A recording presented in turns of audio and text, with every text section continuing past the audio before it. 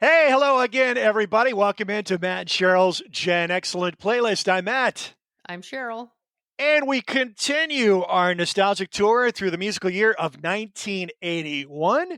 If you are relatively new to us, Cheryl and I used to work at a store called Silver Platters. She and her husband Mike now own that record store chain in the Puget Sound Actually, area. I think it owns us. Yeah. Cheryl and I are bonkers music fans from a young age, and just a little exercise in nostalgia. We're putting together We're curating a playlist, We are. starting with our earliest music memories, peaking in our high school years, and then tapering off in young adulthood. We have not yet reached our high school years, so we are still on the incline. We are picking a whole bunch of songs from 1981. We started in 1972 with Don McLean's American Pie, then two songs the next year, two more songs the year after that, adding two as we go along. So what are we at? We're doing 18 now, 20? I've already forgotten. I don't know, but it seems like a really large number, but it's not enough, which is No, weird. especially for this year because there are Yes. so many great singles. So we are curating the playlist. All the songs we are adding to the playlist, you can access it yourself on Spotify. And how they find that on Spotify, Cheryl? You're the Spotify person. Oh, well, they could just type in Gen Excellent and it would come up, or they could type in Matt and Cheryl's Gen Excellent playlist and they will find the Just playlist Gen on Excellent. Spotify. You know, I've found if you want to share our podcast or if you want other people to join us, just tell them to Google Gen Excellent. Put GEN in front of the word excellent, first thing on your list. I don't know how that happened. I don't know how nobody's used that word before in a marketing context. Yeah. It's just boggles the mind, but we should copyright that. Yes, I think so. I think it's time to do Maybe that. we should I'm going to maybe look we into should that. look into that. Uh-huh. So I too have curated a playlist on Apple Music. Whether or not you can find it, I don't know because nobody I know uses Apple.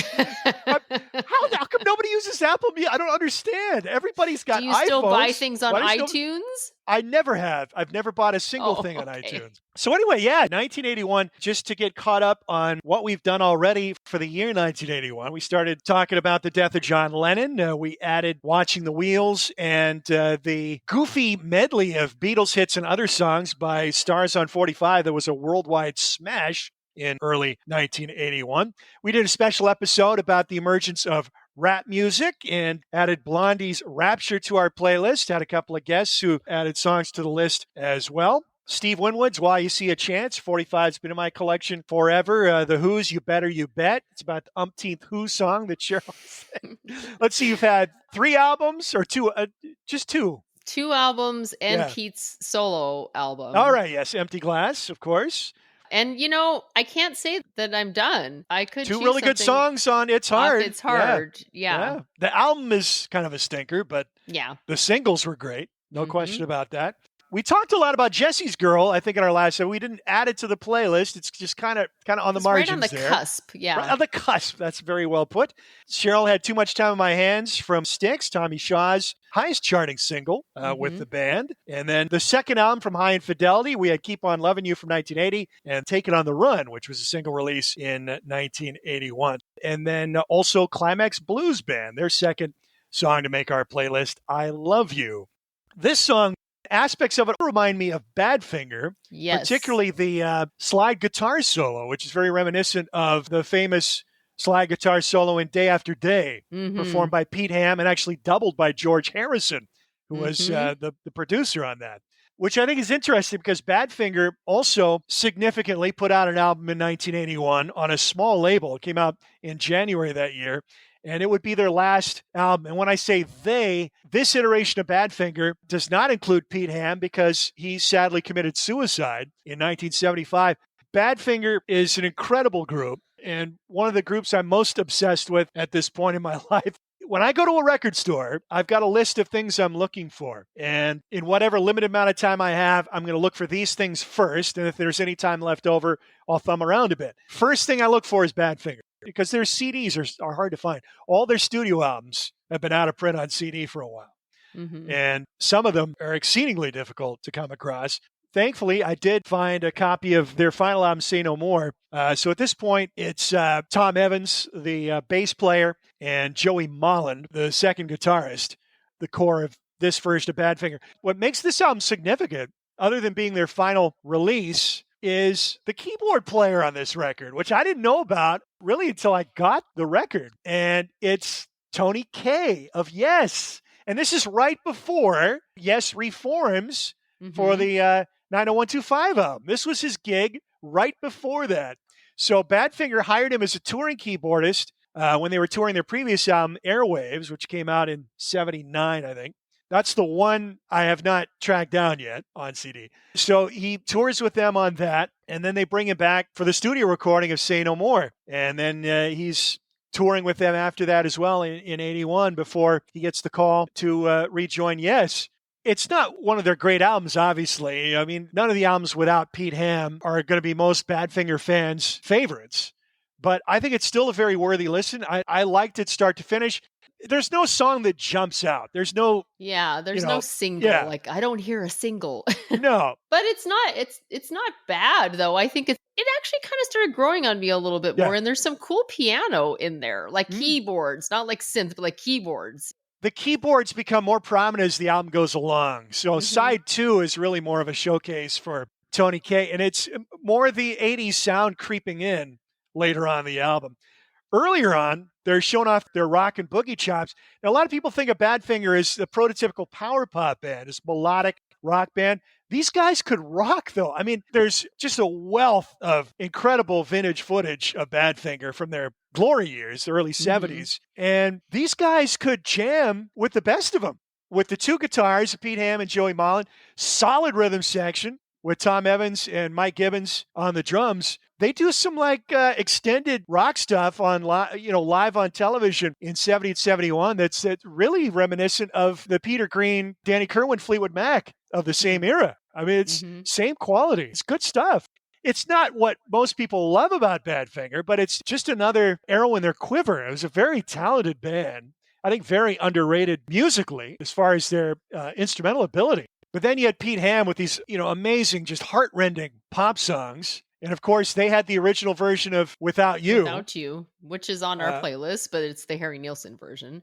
And I don't want to go on too much longer about Badfinger, because if you don't know their story, to truly appreciate Badfinger, you really do need to know their story. And it's a very sad story. Not one, but 2 band members committed suicide because of all of the tribulations they had dealing with the music business and shady management and record labels failing. Everything that could have gone wrong went wrong for these guys when they should have been absolutely on top of the world with multiple worldwide hits, a song that Harry Nilsson took to the top of the U.S. charts for multiple weeks, a song that's become a standard, Without You. And their first hit written by Paul McCartney. Right, the patronage of the Beatles. Come and the first signing to Apple Records.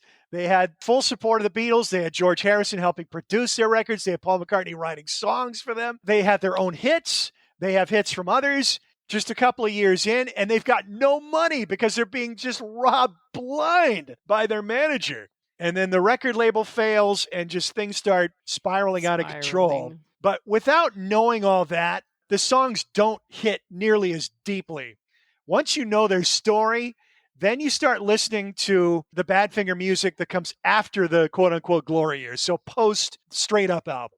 So their first 2 records, No Dice and Straight Up, have all of their hits on them. And then several albums released after that, still with a ton of incredible music on it. And then their struggles with their label, with their management, with the music industry, with their families, their love life, their financial struggles, that all starts feeding in to the songs and the lyrics. And once you know their story, it becomes pretty powerful. And then knowing the fate of Pete Ham and Tom Evans, it's an emotional listen. I've only listened to it once, and I figured it would be a grower because none of the songs jump out. They're all strong. They're flexing their rock muscles. They're kind of doing a little AC/DC boogie on a couple of tracks on side 1. On side 1, yeah. Yeah. I actually kind of like side 2. It is more 80s sounding, but that's more in my wheelhouse. I like it when bands from the 70s, when they make albums in the 80s, sound like the 80s, And they actually had a minor hit off this record. Their first one since Straight Up, just outside the top 50. Hold on. Did make the Billboard charts, surprisingly, this late in the game. And there is some YouTube footage of them performing on TV this iteration of the band. So we're still dinking around the early part of 1981. So in February of that year, We talked about this a couple of episodes back. Same week of release, you had Rush, Moving Pictures, and then the very next day, Face Value by Phil Collins comes out. This is Valentine's week. Interesting timing for the Phil Collins record, since this is very much a breakup record inspired by his recent divorce. And 1981 would be a huge year for not only Phil Collins, but the band Genesis. So the Face Value album's coming on the heels of Genesis's Duke album, which came out in 1980, which is continuing their transition into kind of a different animal from what they were in the 1970s. Now, this had started over the preceding albums. They were reduced to a trio after the departure of guitarist Steve Hackett, and then they released the end. Then there were 3 albums. Then Duke comes out in 1980, which is really moving toward a different sound for them, and they're kind of on the cutting edge of modern rock in the early 80s as far as working synthesizers into the mix, streamlining their sound, shorter songs, more pop-oriented, more targeted toward radio. You had the final 2 tracks on Duke, which is a nod to their progressive past. Really, my favorite part of the album is the end pieces, the extended instrumental work out there at the end. Then Phil Collins comes out with Face Value early in 1981. Later on in the year, Genesis releases their next album, Abacab. The man in the studio helping them record both of these albums is Hugh Padgham. We've already talked about Hugh Padgham in 1980 because he was Steve Lillywhite's right-hand man in the studio, his lead engineer, creating some cutting-edge work for several bands in 1980. But most importantly, in terms of what we're talking about here with Phil Collins of Genesis, was the Peter Gabriel album. Peter Gabriel, of course, the former lead singer of Genesis, who departed after The Lamb Lies Down, a Broadway album in 1974, released his 3rd solo record in 1980, produced by Steve Lillywhite, Hugh Padgham engineering, and they were experimenting with some effects on the drums on that album and came up with something that would be very influential for the rest of the decade. Now, whether or not that specific sound debuted on that record is in question because these guys also worked on the XTC album of that year, my album pick of the year for 1980, Black Sea. Both those albums and the Phil Collins record and the Genesis record all recorded in the same studio, Townhouse. And part of the reason you get that drum sound is that drum room in that studio with the rock walls. Then you add in the engineering tricks that they discovered, the gated snare sound, the noise gate. It's gated reverb applied to the drums. You know, I'm not an engineer and I'm not a drummer. But to make it simple, reverb is when you add a lot of reverberation, echo, and it makes things sound bigger. It makes it sound like it's in a big space where the sound is bouncing off the room. So you put a lot of reverb on the drums, and then you add a noise gate, which is cutting off, I guess you call it the decay, the sound decay.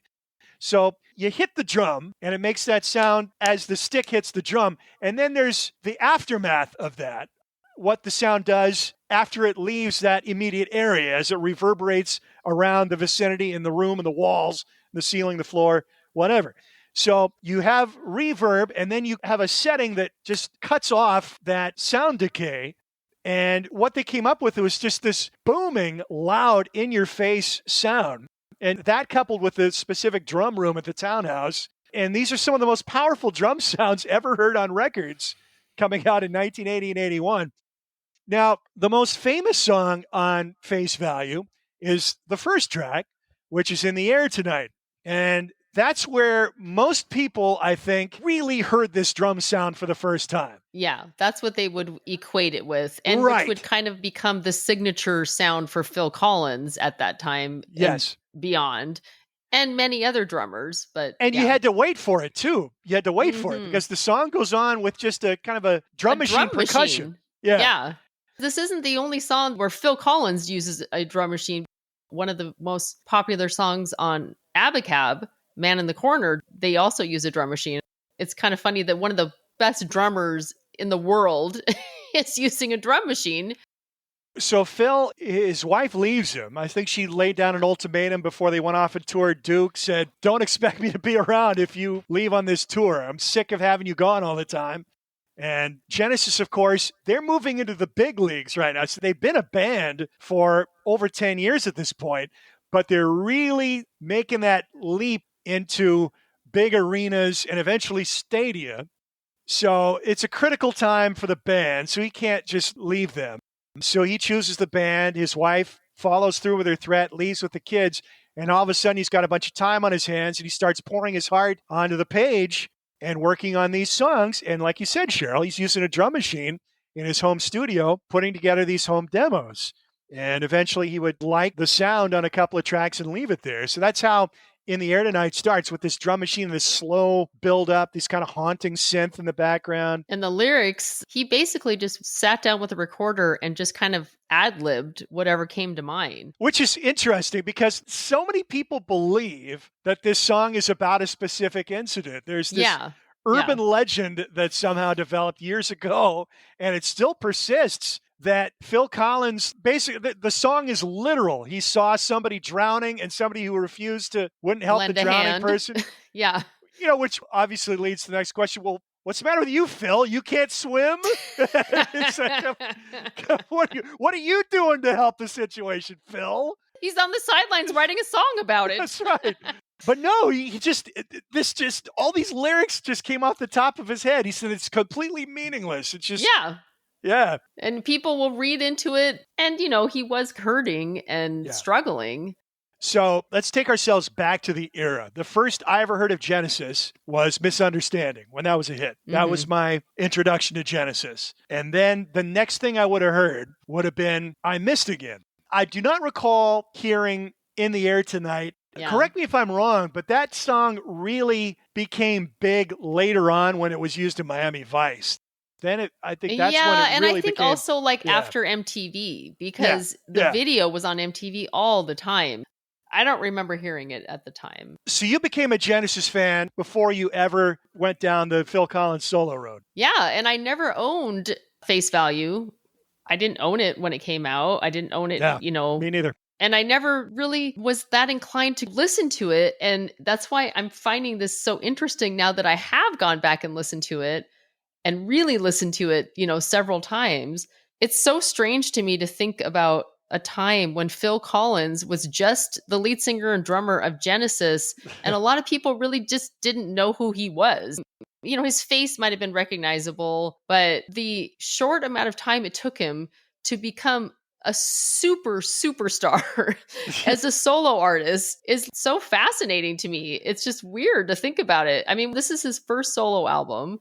If you didn't know anything of Genesis, you may know the radio songs like Misunderstood, Turn It On Again are the ones I can think of from Duke. And then he's just the drummer and the lead singer of Genesis that's like this prog band that has a couple hits that you might have heard on the radio. And only the lead singer by default because they couldn't find anybody to replace Peter Gabriel. They auditioned over 100 singers. And then I think Phil had sung on a track or two during the Peter Gabriel era, at least one. And he was definitely doing a lot of backup vocals. And when he started in the band, Steve Hackett and Phil Collins joined the band at the same time. So it was Peter Gabriel, Mike Rutherford, Tony Banks, Steve Hackett, and Phil Collins. And none of the other guys really sang. So they were like, oh, good, he can sing backup vocals because no one else can. And then once Peter Gabriel left, they auditioned singers, and actually Steve Hackett left too. Well, actually, no, he didn't leave either. There were two. They had two albums with that lineup after Peter Gabriel Wind and Wuthering and Trick of the Tail. So it was just kind of like Phil stepped in one day and just started singing one of the songs, and they were actually, that sounds pretty good. All right, lads, I guess I'll give it a go. Yeah, and actually, you sound kind of like Peter. Your voice sounds pretty similar to Peter Gabriel's. So they both have a soulful style. Yeah, so this might work. So it was just by default, he took over lead singer duties, and the rest is history. And then he becomes this solo superstar with hit after hit after hit throughout the 80s, into the 90s. And it's really incredible when you think about it. We've referenced this multiple times leading up to this era that we're dealing with right now, 79 to 81. How interesting this era is, because it's the last gasp for a lot of musicians before MTV scorched the earth. Yeah. And what MTV did was they killed off the singer-songwriter, essentially. And all of these kind of hairy, tubby, sensitive songwriter types are hairy or balding prog guys. And then here's Phil Collins, who's not exactly pinup material. Okay. He's short, bald. He did shave his beard, which was probably a good move. But he was bearded not long before MTV came around. Yeah, He was yeah. sporting a big old beard. He just looks like the bloke next door. He's just an average looking guy, might be propping up the bar at your local tavern, Yeah. And Yes. this guy becomes this huge solo star. It's a testament to the quality of the music. Mm-hmm.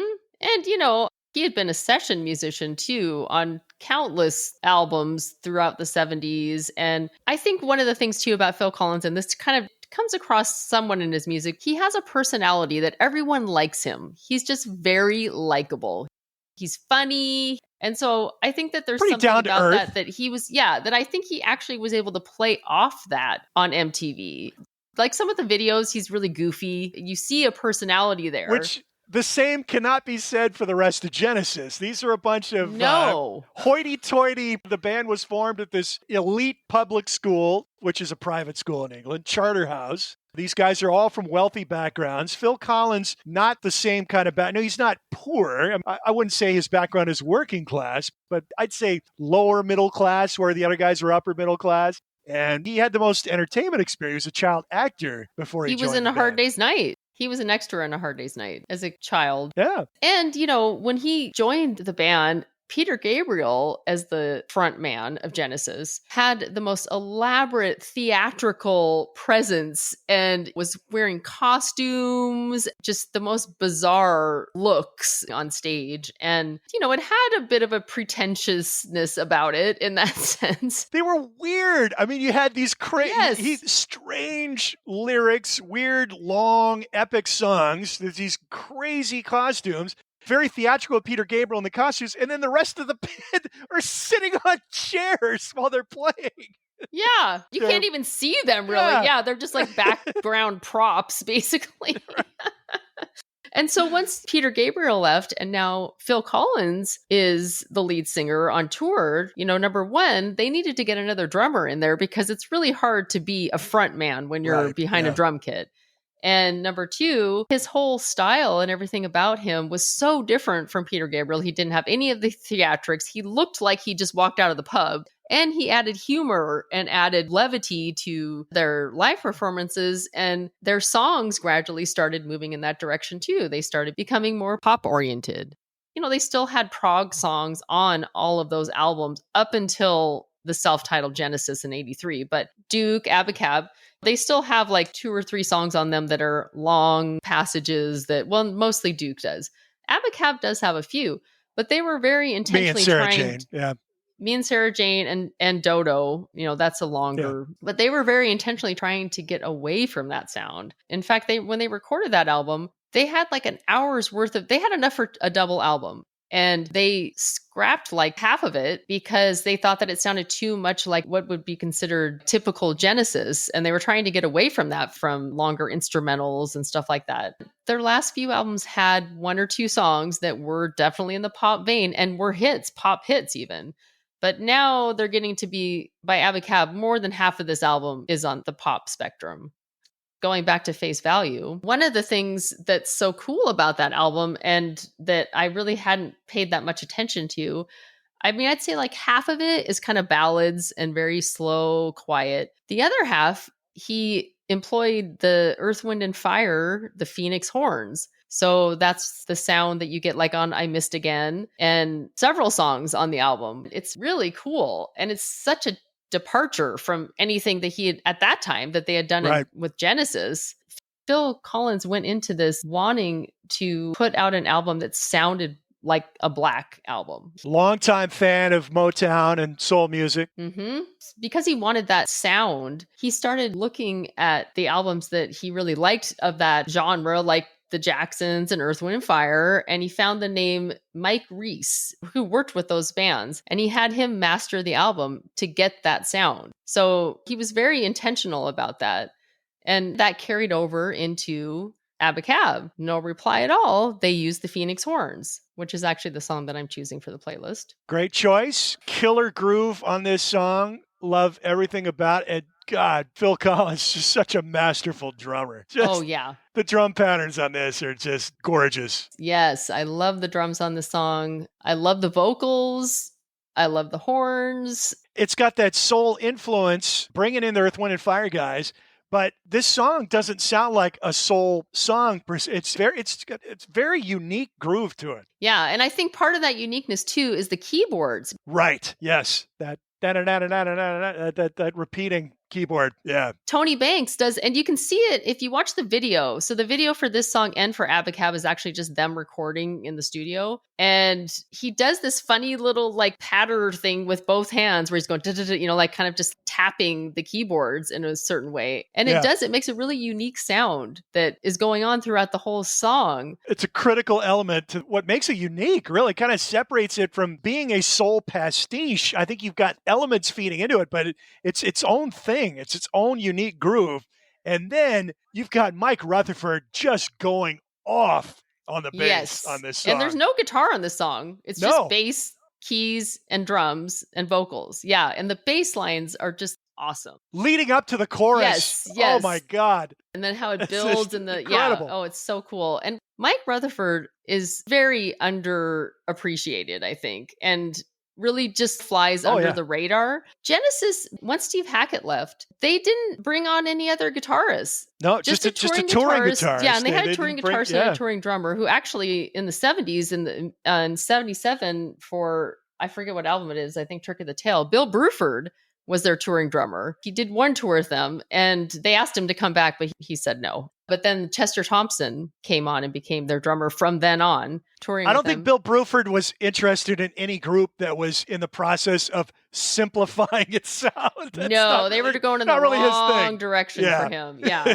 He's the drummer for King Crimson, if people don't know. Anyway, they didn't bring on any other guitarists. So now Mike Rutherford is guitar and bass on all their albums from then on. And they're a trio, after, and then they were three. That was the first album where it was a trio. And it's amazing. And he's using bass pedals and, he's just, I really think that he's very underappreciated and really an incredible musician. So yeah, I love the bass in the song and the whole groove to it, the drums, everything about it.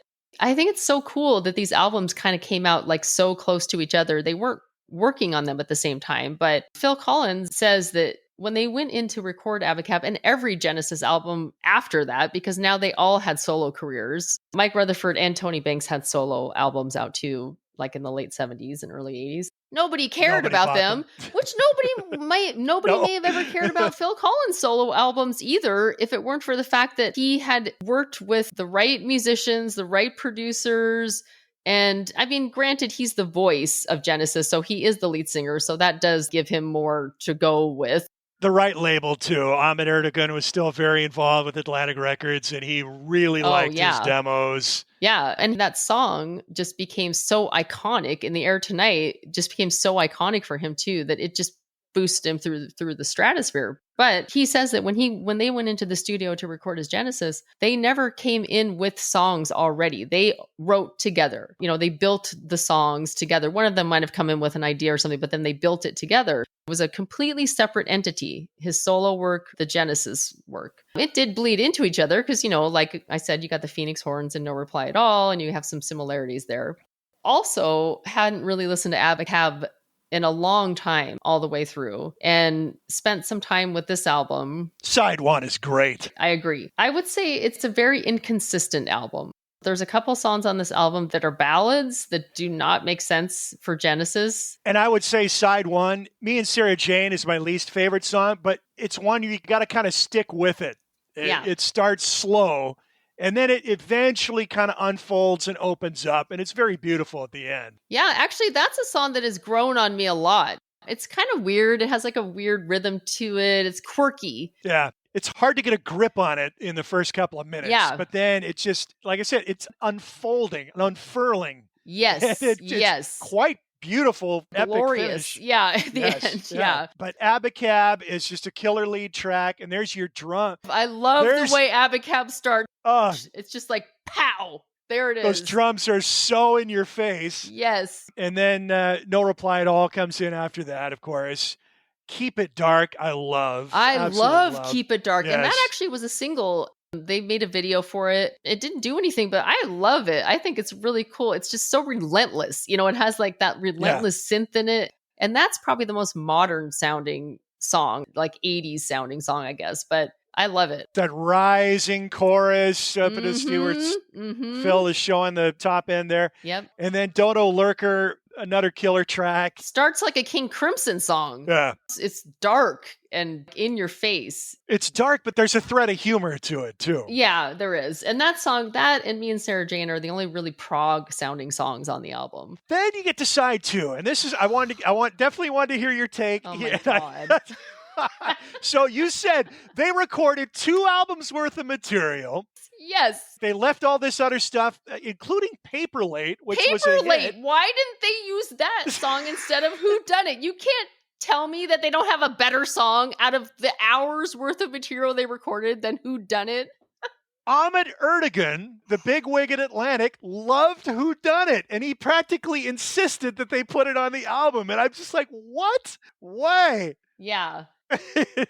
You know what that song reminds me of? What? It's like the Andy Summers songs on the police, like the jokey like novelty songs on the police sounds like that everybody skips. Yes. Oh, yes. No one wants to hear that. And especially because I was wondering too about Paperlate. So they actually, after this album, they put out in England an EP called 3x3, and it has Paperlate on it and a couple other songs that were from those songs they scrapped. And in America, they put out 3 Sides Live, which has 3 sides of a live show. And then the 4th side are those songs that they didn't put out on Abacab. And one of them is Paperlate, which is a great song. It was a top 40 hit. I love that song. It's got the horns. It sounds a lot like I Missed Again. Actually, it's a similar, with the horns especially. And I was thinking, well, wait, when did they record that? Is that why they didn't put it on here? But no, they recorded that song at the same time in the 80 and 81.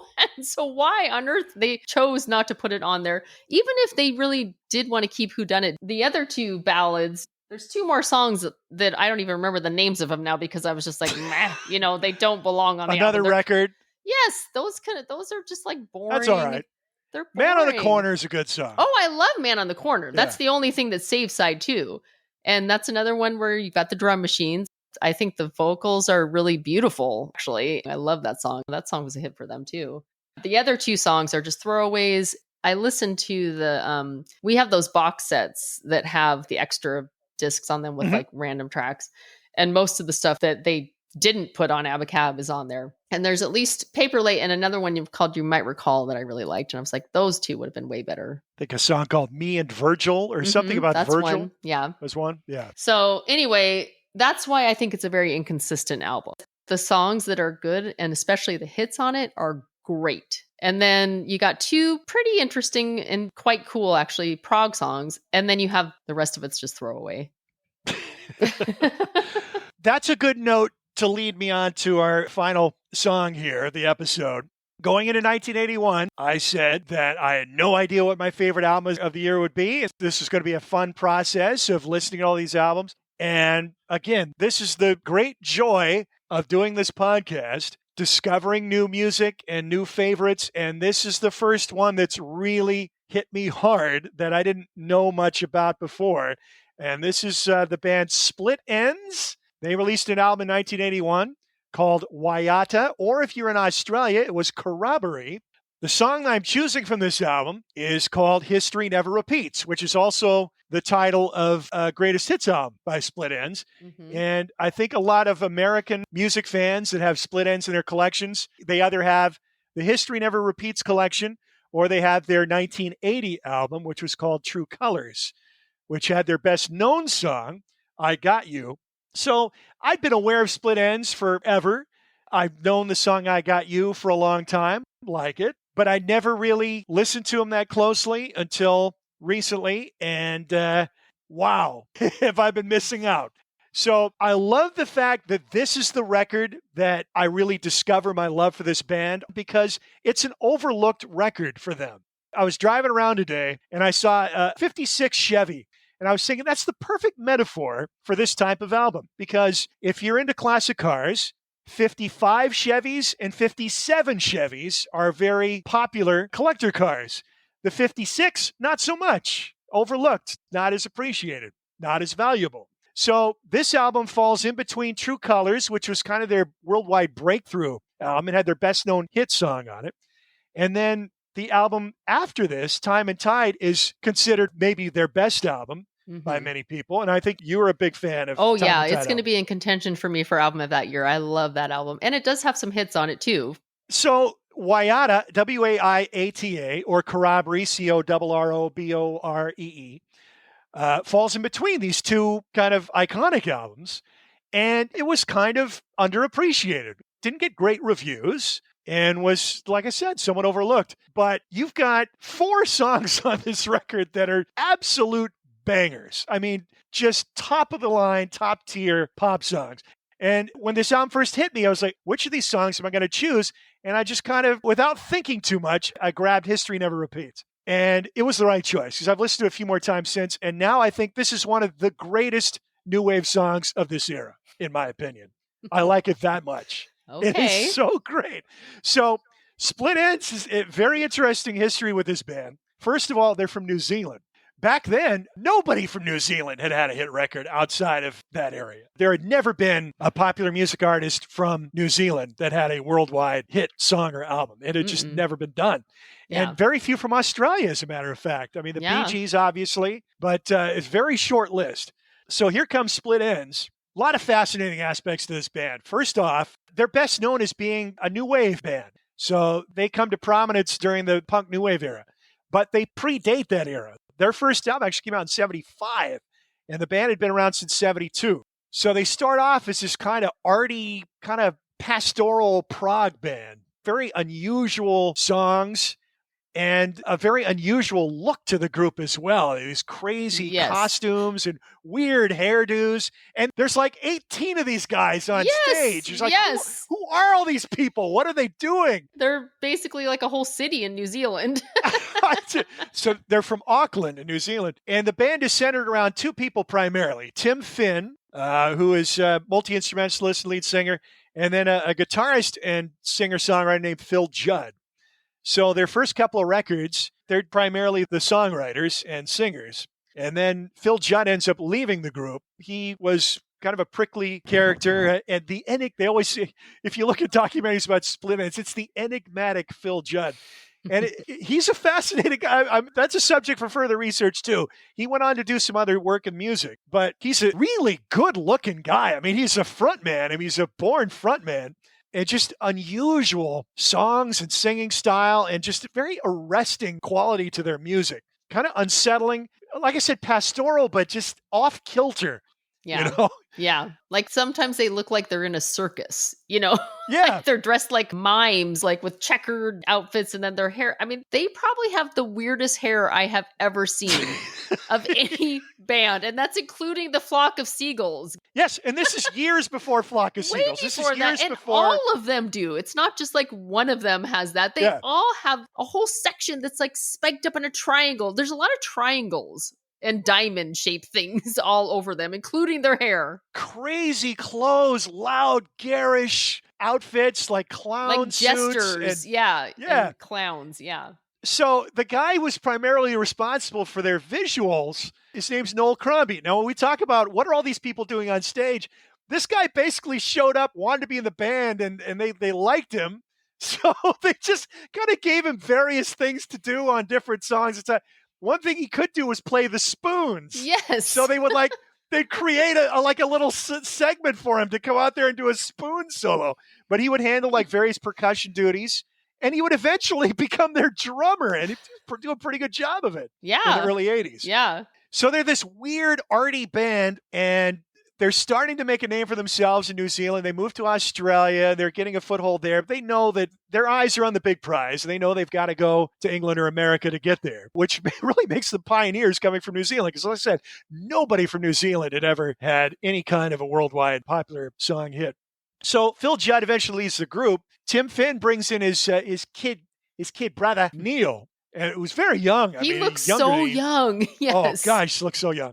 So he's just barely 20 years old, I think, maybe even 19 when he plays on the first album he plays on, Frenzy, which is 79. The reason that he thought Neil would fit in the group, not only was he a talented guitarist and singer, but he writes. And boy, does he write. Oh, my God. So Neil Finn, I don't know if a lot of people know this who haven't been following Fleetwood Mac recently. He's in Fleetwood Mac. Yeah, he took over Lindsey Now, Buckingham. If you were a fan of Split Enz back in the early 80s, like When I Got You was popular, and their videos were some of the first played on MTV in 1981, could you have imagined that years down the road, this kid in this weird band from New Zealand would be in Fleetwood Mac? Yeah. What? It makes more sense if you think of the fact that he also formed Crowded House. Yeah. And, you know, they had hits in the later 80s, early 90s. That I can see more him being in Fleetwood Mac from that. But yeah, it does still seem weird to even me, though. Then, the it's prospect of him being in Fleetwood seemed weird. Yeah. But not so weird once you start to get a grip on the depth of his talent and the length and breadth and consistently excellent quality of the music that he has produced over the years, not just in Split Enz, not just in Crowded House, but also he put out an album with his brother Tim. Most people call the album Finn Brothers, but I think the name of the project was Finn, but I think most people just call it Finn Brothers. There's some incredible songs on that record. He did this charity album for Seven Worlds Collide. There were 2 records. His songs on that record are amazing. He's been doing this for years. He just has an incredible songwriting gift, an incredible gift for melody and hooks. Yes. But it's not simple stuff. It's definitely in the XTC Andy Partridge school where the choruses just blindside you with how catchy they are and melodic. He's not as abrasive as Andy Partridge, not as atonal. But it's kind of the same structure with his pop songs where the verses are not super melodic and then the choruses just smack you upside the head with incredible hooks. History Never Repeats structurally is interesting. It's almost like it starts in the middle of the song. Yeah. Again, very catchy chorus, interesting key changes in a lot of his songs. They're super poppy, super catchy, but they're not simple.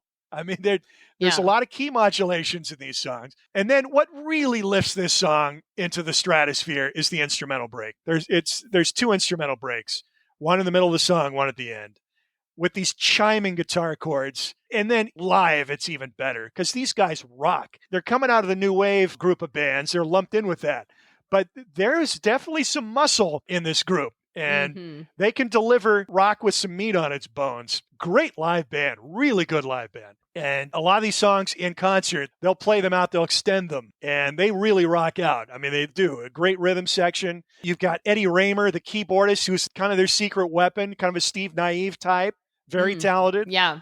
You know, and then we're overlooking Tim Finn. I mean, he's got some great stuff on here, too. Hard Act to Follow, the first track on the... that's a great song. Yes, it is. There's 2 versions of this. I've got the Australian version, Corroboree, and when they remastered the album, they shifted all the tracks around, which I think was smart because they moved History Never Repeats up to like the 3rd track, whereas it's the first track on side 2 in the original album. But you got Hard Act to Follow, and then the song, I think, Cheryl, that you probably would have chosen if you had to pick one song for this record, which is One Step Ahead. Yeah, I love One Step Ahead. Brilliant pop song. That's another Neil Finn song. And it's one of those that just builds. It's very understated, kind of starts out mellow. It's understated, and it's got the little surprise at the end in the lyrics where she's one step ahead of you. He holds that card till the very last seconds of the song. It's the last line of the song. Yeah. It's a relationship song where he and his girl are not quite walking in rhythm, in sync. And then at the end of the song, she's one step ahead of you. So he's stepping away from her onto this other gal who's a step ahead of you. Yeah. It's just, oh, man. Talk about a knockout punch right at the end of the song. And a lot of his songs are like that. He's a great lyric writer, too. Very clever. Very clever writer of lyrics. And then you got I Don't Want to Dance. That song sounds like ecstasy to me. Yes. And you had to listen to that a couple of times to really hear what's going on with that. Yeah. Super girl. It sounds like that song. It's a clever metaphor, too. Well, Hard Act to Follow is a clever metaphor where it's like referencing, and I'm sure Split Enz was in this position where they probably opened for bands and blew them off the stage. So, Hard Act to Follow, it's like in the lyrics, it's talking about performers being a hard act to follow, but it's also tying that in to relationships, end of one relationship. You're a hard act to follow. Yeah. How am I going to replace you? Then you got Iris, which is this gorgeous psychedelic pop song, which is unlike anything else on the record. Mm-hmm. That's another just gem of a song. Now, Cheryl and I disagree on this. There's 2 instrumentals on this record, and I think more bands should do instrumentals. I think more bands should do instrumentals, and I think more bands should do cover songs. I think every band that doesn't have a knockout song for each track on an album, find a better song that somebody else wrote and do it. If you can't write one good enough, do a cover. Yeah, I'm not totally against that. I am obviously a big fan of prog, so clearly I have no problem with instrumentals, but it's when there are long, drawn out, complicated time signatures and there's a lot to keep you interested. When you have instrumentals on a pop album or a rock album, I just feel like, why didn't you just write lyrics and sing to it? It gets boring to me usually. But why do you need to write lyrics? If the music's good enough, why do you need lyrics? Only if the music is good enough. And I've heard very few instrumentals that are not prog where the music is good enough to not put vocals on it. Well, Eddie Rayner is an excellent instrumentalist, and Whale is a hell of a cool instrumental. Albert of India, not quite as cool. So the 2 tracks that really haven't grabbed me on this album, Clumsy and Ships. And then there's Ghost Girl, which I find very interesting. So Split Enz, I think, could have been a band that got played on FM rock radio in America. I mean, they had that muscle. Mm-hmm. And then Ghost Girl, really, to me, it sounds like the Long May You Run era Stills Young band. Mm-hmm. Originally, that was going to be a Crosby, Stills, Nash and Young album. They ended up wiping Crosby and Nash off the tapes, and it was just Stills Young. But it really has kind of that vibe, kind of a CSNY Crazy Horse kind of feel to it. And I could hear that song being played on FM rock radio in 1981. The one drawback is Tim Finn, I think, has a pleasant voice and a likable persona, but his voice is thin. Mm-hmm. It's not a real powerful voice.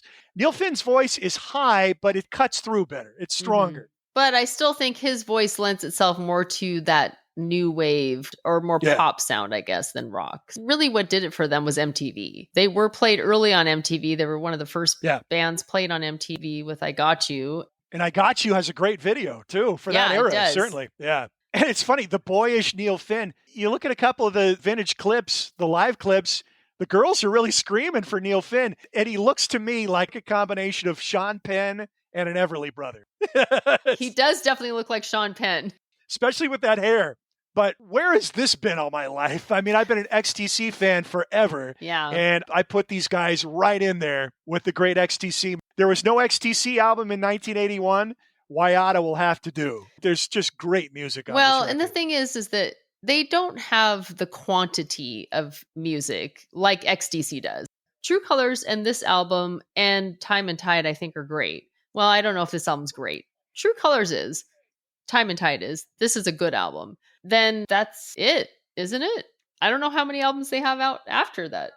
They put out one more after Tim Finn had left the band, and Neil Finn didn't really have enough songs to support a final album. So they've kind of fleshed it out with some filler. So Time and Tide is the last album with Neil Finn. With Tim Finn. Oh, with Tim Finn. Okay. Actually, there might have been one after that too. I know their last album, Tim Finn wasn't in the group any longer. And it was, Neil Finn kind of limping to the finish line a little bit and then moving on to his next project, which would be Crowded House. Mm-hmm. But I find it interesting too. The Finn brothers, they're just regular guys. I mean, they're like the guys next door. Tim Finn, he's kind of tall, ruggedly handsome. Neil Finn, boyish good looks.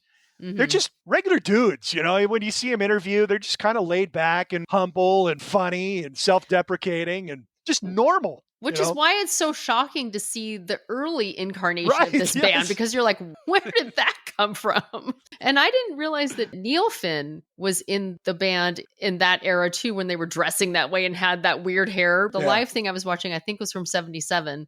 And they showed Neil Finn, and he looks like a kid. And I was like, oh, I didn't even recognize him because he has such weird makeup on and his hair is so bizarre. I'd seen the album covers and I'd seen photos, but I just kind of thought it was just like a one-off thing where they just sort of dressed that way for this photo shoot. But come to find out that that's how they perform live. That's, that was their whole look. That was their shtick. And I tell you, it's a credit to Tim. because it's his band. You know, after Phil Judd leaves, it's Tim Finn's band. He brings in his brother, and all we know about brothers and popular music, it's, you know, the Robinsons, the Gallaghers, the The Bee Gees. they're at each other's throats. Yeah, the Bee Gees broke up for a while. If these guys fought a lot, it's not really well publicized. They seem to get along like gangbusters whenever you see them or read about them. You know, Tim Finn left the group, but he got an opportunity to do some solo stuff.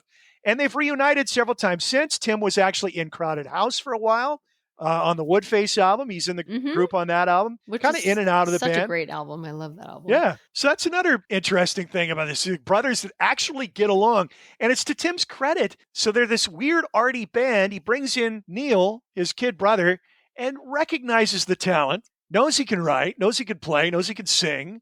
But then once he grasps the quality of the songs that Neil is writing, I think Tim kind of sees the writing on the wall and says, you know, we really need to go in a different direction here. So they scrap the crazy costumes and the arty long songs and start writing more concise, catchy, radio-oriented songs, and they become a worldwide sensation. I had never listened to the early stuff, and it is really interesting. I'm appreciating them more as musicians and artists, just based on what I've heard now of their early material. I had seen the albums, but I'd never listened to them before. I think the closest thing that I would compare their earliest stuff to would be like early Genesis. I mean, like the 69, 70 Genesis, the really early Genesis. Yeah. Well, and maybe they were influenced by that too in the theatrics with Peter Gabriel, because they're certainly going in that direction. And it's, you know, there's some other bands in the same time frame. They're doing similar things visually, like Sensational Alex Harvey Band, Leo Sayer. I don't know if you've seen vintage clips of him, like in Pierrot clown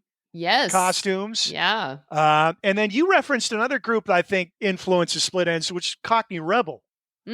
Which I know less about. I really know little about. Yeah, Steve Harvey and Cockney Rebel. Yes, their early stuff, especially Mental Thoughts and that one I can't pronounce. Dysrhythmia. That one, yes. Those are very reminiscent to me of Cockney Rebel, which I love. So to end on this, I've talked about my friend Jeff Nelson, who passed away a couple of years ago. Big music fan, had a huge collection that I inherited from him. And he was a huge fan of Split Enz. So I have every Split Enz album, pretty much every note they ever recorded on CD. I've got most of it on vinyl too. And I've had this for a long time now. And I'm only just now discovering how great it is. Thank you, Jeff, for this bounty of amazing music that I'm going to really enjoy listening to and discovering here in the weeks and months and years to come. So, Matt is staying on the pop path, but going off the charts here a little bit, adding History Never Repeats by Split Enz to the playlist. Cheryl's choice this week is No Reply at All from the Genesis Abacab album. Coming up, we got a special episode. We're going to look at some of the big AOR albums that were released in 1981, Journey's Escape, Foreigner 4, and the Get Lucky album by Loverboy. And we got a few more songs to fill out our playlist for 1981. We'll also hear from Mike, Cheryl's husband, who will pick his favorite song and album of the year. And Cheryl and I will also pick our favorite albums of the year. I don't have one yet. I thought Corroboree might be it, but I don't think it quite is going to make it as an album, whole album, even though its best songs are all absolutely killers. Likewise, Abacab I thought might be in the running.